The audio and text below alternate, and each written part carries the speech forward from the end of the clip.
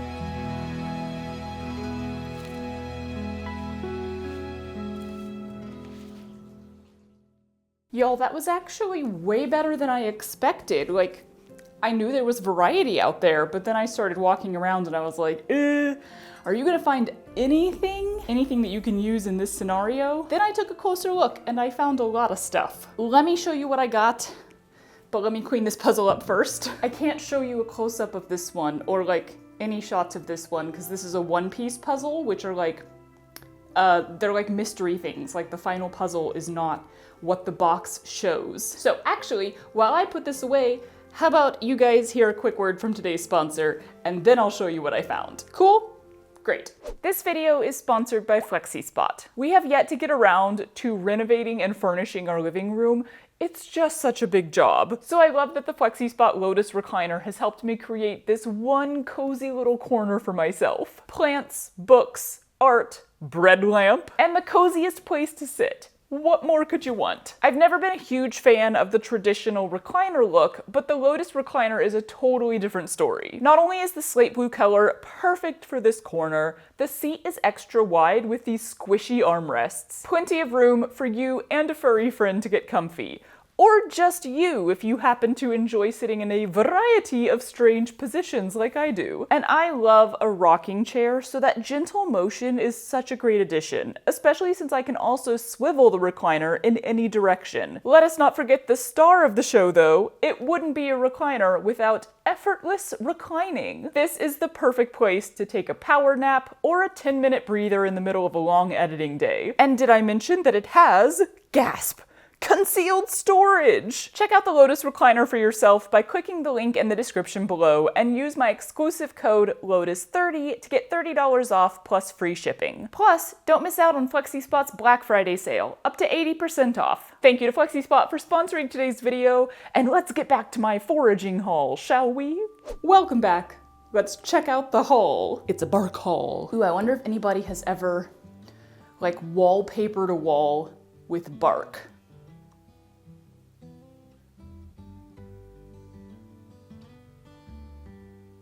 That could be really cool. So I tried not to take any living thing off of plants except for these. We have to trim this bush all the time anyway, so I figured it wouldn't miss a couple, and I really liked the berries. But also you don't really want living stuff because, you know, that just means it will die. I think there's a tree that grows around here with these on them, which would imply to me that they're not grapes because grapes grow on vines. But isn't that cool looking? If you turn it this way, it's a little floppy, but it's like a miniature tree. I'm not sure what these little flowers slash leaves come from because it's not in our yard, but they get blown into our yard a lot. And they're so pretty. I mean, gorgeous color, and they're like paper thin. It feels like tissue paper. The bush that has these orangey flowers on them, for some reason it sheds most of the flowers before they actually die. So these were all on the ground. Again, I'm not sure about stuff like this though, because if you put this on, I mean, like the fairy house in general is going to be something that decays. That's kind of the whole point. But if you put on something living like this, it'll decay kind of immediately. So I'm not sure if I should do that. We've got a magnolia tree, I believe it is, in the backyard. So I grabbed a few of the magnolia fruits. I don't know that these will actually be helpful for a fairy house because they're kind of big and chunky. But it was like all the different stages. Like this one is a small one that fell off. They've got like a velvety outside. This one obviously grew to full size before falling off, but still didn't like, it's not dead yet, it's still like the living one. And then this one, this is what happens. All of the little seeds come sprouting out and they're bright red. I think the squirrels like to eat them. But then eventually it dries up and the seeds turn yellow and the whole thing turns brown. Such a cool little array right there. And then of course I have a variety of the leaves that have fallen off the magnolia tree in all different stages. Random flat stone, a couple of wood chips from out in the back where we have wood chips around some of our plants. These spiky leaves are really cool when they die. They like curl up inward on themselves and they're very crispy. I've got a couple pieces of tree bark, sort of more regular tree bark that I found laying on the sidewalks or on the ground. And then we have a I don't know what they're officially called, but I always think of them as paper bark tree. And the bark is just fabulous and incredible and so fascinating. Like, oh my God, it's so weird. It's like layers of paper and it peels off the tree.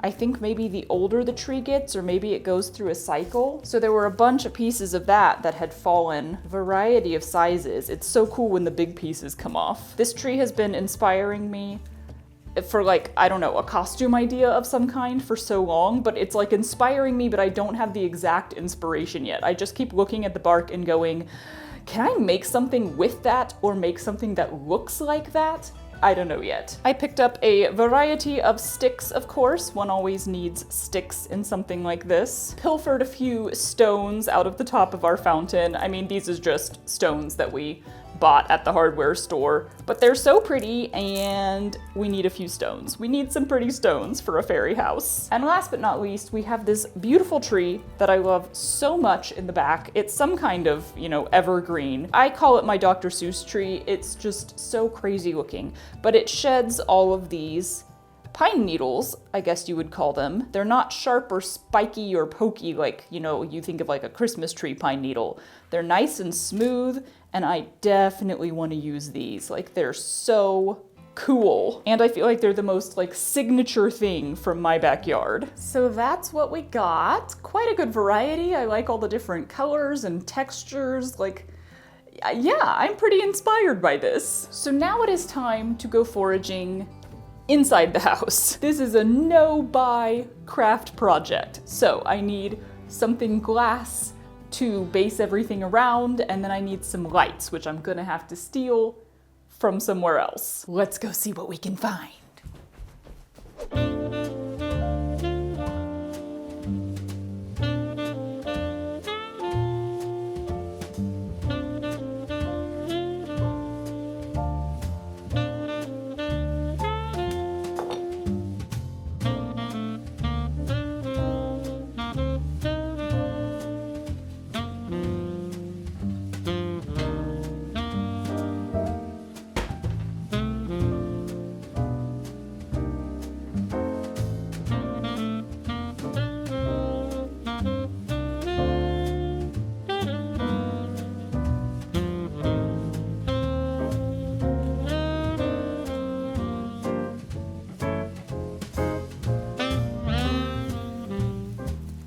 All right, we got a few options in the world of glass container, because I love saving my glass stuff until it fills a whole cabinet, as you may have noticed. Milk bottle, it's a little bit big, tall, but nice shape. Bit smaller, this is a coconut water thing that Matt loves. A little bit of a more manageable height, but not a very big opening on the top. A soup jar from a local soup company that used to be at our farmer's market and then disappeared. They had a thing where you could bring the jars back and get a discount on your next soup purchase. And now I don't know where they went. They're never there anymore. But this has a nice big opening.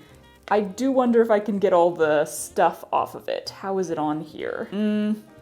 It's all like really on the glass, the writing and everything. So if I wanted to leave little holes open so you could see the lights through, I would have to very carefully maneuver where they are so that you don't see all the writing all over it. And finally, I have a mostly burned down candle if I want to go just like small and simple. It's not entirely burned down, but the wick does appear to be gone.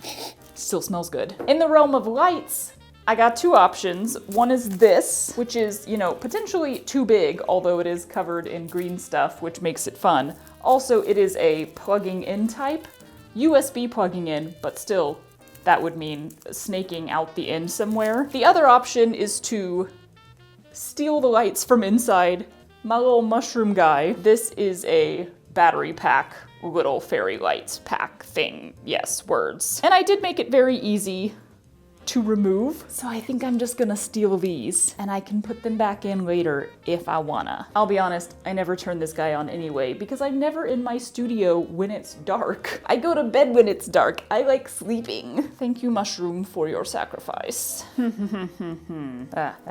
mean, this one would kind of be nice because I could legit fit the entire battery pack inside, whereas these, I wouldn't be able to get it through the top. And this one, I could fit it in there and like wrap the lights around it. I guess that could work. I do have some fairly big items here though. Like these are pretty tall sticks. Ah, it broke. That's fine. Sticks of all sizes, big pieces of bark. So I kind of think I should go with the bigger one. I could make a little roof over it, glued onto the lid, so then I could still remove it maybe?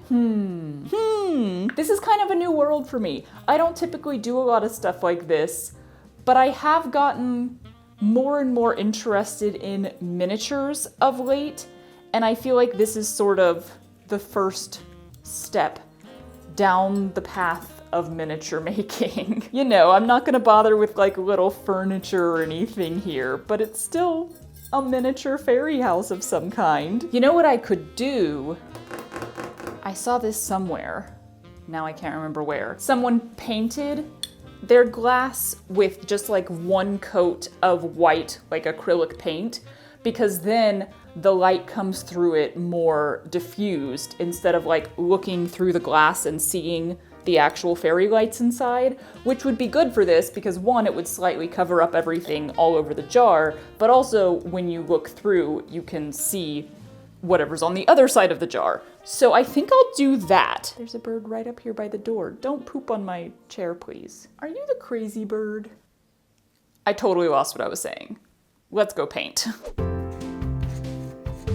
I have some gesso on hand from a previous project, so I used that to make a light layer over the jar, trying to do clean downward strokes. It definitely does some diffusing. Leaving that to dry, I'm gonna start with the roof, and I need a more triangular cone base to put shingles on, so I made a little lily pad shape out of thin cardboard and turned that into a roof underlayer cone thing. Debated a couple options for the roof. I could have done leaves or the pine branches, but in the end, the paper bark looked the most like shingles, so I tore it into smaller pieces, layered it up, and glued it on.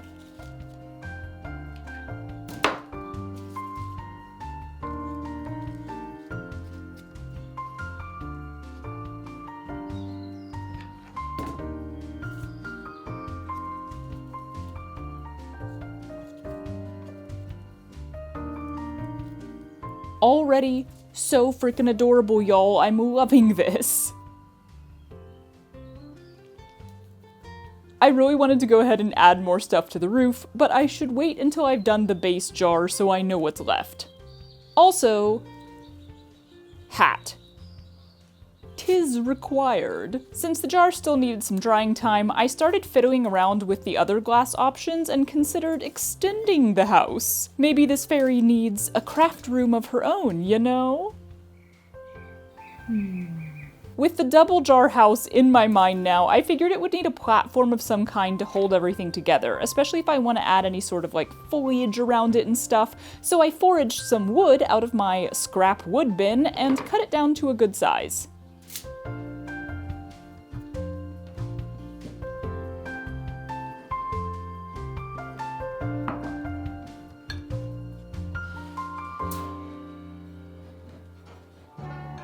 At last, the jar was dry enough, and I had beaten the coffee shakes by eating lunch. So I started by putting a window rimmed by stones on the only good-sized area without writing on it, which is still pretty small, but you know, we work with what we got.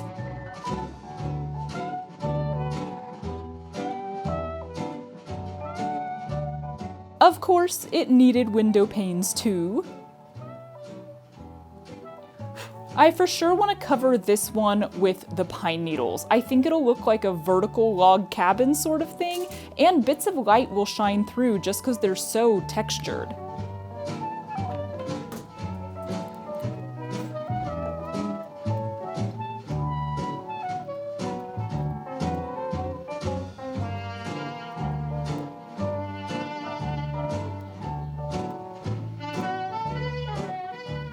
These are super easy to trim down and smash together, albeit highly messy. Gotta love a good messy project now and then. So what are you doing? I'm making a fairy house. Ooh.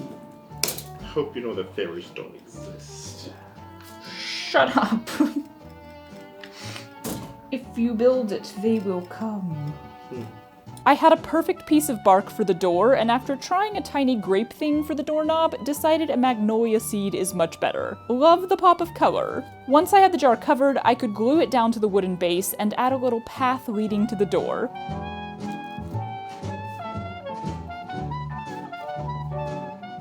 Then I got started on the add-on. Definitely want a nice big window in the front of this one, since the only window on the tall part is in the back.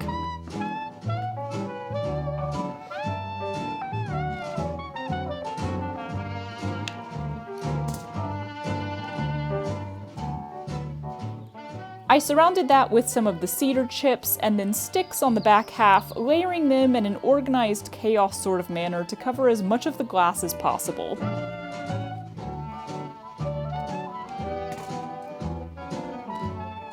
I had kind of forgotten this part would need a roof though, so it was a little tricky to add one now that I had glued the jar onto the base and surrounded it in a lot of stuff. I made it work though with the spiky, crispy leaves, even though they stabbed me a few times. Ow. Eventually, I felt like I had added enough stuff to get the lights in there and test it out. I'm keeping most of them with the battery pack in the tall part and then just bending a bit over the edge and feeding it down into the smaller one. There's one light on the outside that you can see, but I think the roof will mainly cover it, so it'll be fine. Have I mentioned how much fun I'm having with this? Making something messy and small and adorable and natural is such a delight, especially because there are no rules and no stakes. This is gonna look fabulous no matter what, so I don't have to be too concerned with any part of the build. This kind of go-with-the-flow creation from a pile of supplies reminds me of collage or assemblage or even like crazy quilting a bit. Like, it's so nice to do a project that you're just building up on the fly, choosing each little bit as you go and letting it be whatever it wants to be. Anyway, highly recommend any kind of project like that every now and then, but especially building the coziest little fairy house out of stuff you can pick up in your yard, or the park, or the woods, if that's allowed where you are. For some final touches, I made a little stack of seeds like it's firewood or something, I don't know, and then this stick was just begging to be a laundry line, and these papery pink flowers look just like a fairy skirt to me, so that's bringing me all sorts of joy. I was considering digging up a bit of moss that we have on the side of the house to cover the wooden base, but upon closer examination, it's very thin moss that's not actually filled out to a point where you can pick it or dig it up altogether. Instead, I pulled up a few weeds from the cracks in the sidewalk, and that'll be our ground cover for now. Hey, this looks great. Isn't it cute? I am at last satisfied with all the finishing touches, although I feel like I could also go on forever. Nope, we're gonna draw a line, we're gonna stop here. Let's look at the final product.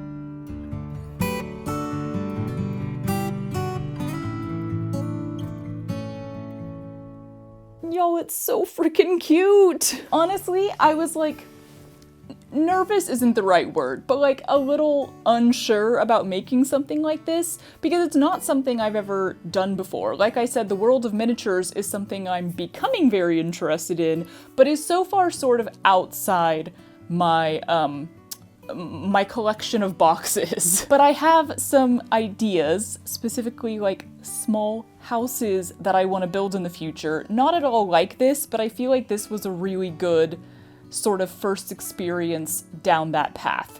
It really was just like futzing around all the way through. But it's like no matter what you do, it's freaking adorable. You can't fail, which is why I highly recommend trying it out if you need a little bit of crafty cozy time, if you want something adorable and yeah, all natural. Not really, there's lights and glass inside. It is, however, going to be an outside art piece because I did not finish any of this. Some of it will die pretty soon, especially like the little weeds that I pulled up right here, which is fine. I like that everything will start to decay and I could either just break it all apart and throw it back out in nature, or I could pull little bits off and add more over time. But yeah, she's gonna get stored outside because fairies may love this kind of house, but I feel like bugs also might. Not in the house, please! I think if I had painted over this jar as well with the white paint, I don't know. On the one hand, when you put the white paint on it, it does just look like white paint, even though it does diffuse things. I guess what I'd really love to do, maybe the next time, is one of those where you actually put cute little furniture inside, so then it's like, you can look through the window and there's a fairy house inside. Anyway, let's find her a spot outside.